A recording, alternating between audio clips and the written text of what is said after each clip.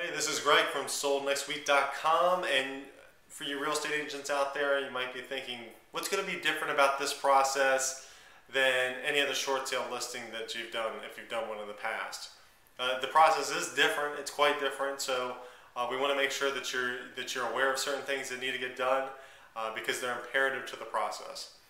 Just as I said in a different video, I do recommend that you don't meet with the seller until they have all their documents ready, or at least you don't meet them to sign our paperwork or the paperwork that we require until they get all their docs ready. I can't tell you how many times you go over there and get all the documents signed, and we're waiting for stuff and waiting for stuff. Sellers often won't get around to getting all their documents required for any short sale if you already have a contract signed with them. A lot of times they just think oh, I've got a contract signed, I'm good to go. No, they got to really, you have to press them and make sure that you tell them that they've got to get their docs signed before, get all their docs ready before you can bring over an offer to them. That's one big thing. Keep in mind too, when you go over there, take some pictures. Take all the good pictures about the place and take pictures of any of the problems with the place. We want to know any of the issues that are there. Again, you're going to be representing us as the buyer in the transaction, so we want as many pictures to tell the best, most realistic story that we can about the place. So we like a lot of good pictures, and we also want anything that's ugly or different about the house that would make it difficult to sell. When the property, and when you get all this stuff, we also want the comps, what you think the house is worth.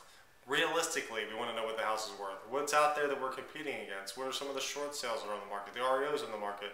What are the lowest things that have sold? What can give us a good idea of what values are? We want to see from you what you really feel the value is, and just see how close you are, to be honest with you, from what we think the value is. That's another big thing that we would like you to have you send to us. And then once the property is listed, keep in mind that it's listed through us as a contract owner. We want you to place a lockbox on the property, but not if it's an electronic lockbox that anyone can access. It's got to have limited accessibility. Why? Mainly because we don't want that bank's BPO agent to get in the house without us being there.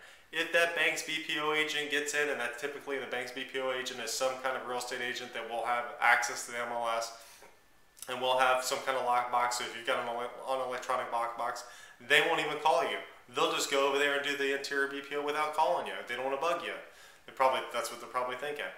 But we need to make sure that we meet with them. If that doesn't happen, you can just consider this thing cooked, because they're going to come in at too high of a value, because they're going to try to catch it as an REO.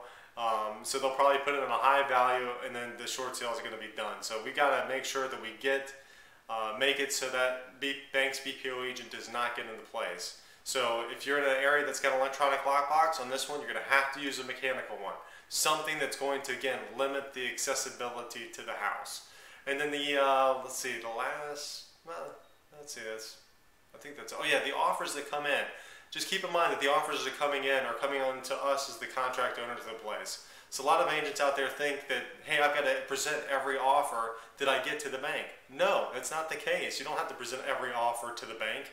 What happens is those offers come in and we review them as the contract owner to the place. And it's two separate transactions, one when we purchase, one when we sell. So our purchasing side of it is dealing with the bank. Our sell side is between us as the seller, as the contract owner, and the buyer. It's not, the bank doesn't have anything to do with it. That has to do with the first transaction. So just keep that in mind when you're, during this process. You get an offer that comes in, give us a call. We'll go through it and figure out where we need to go.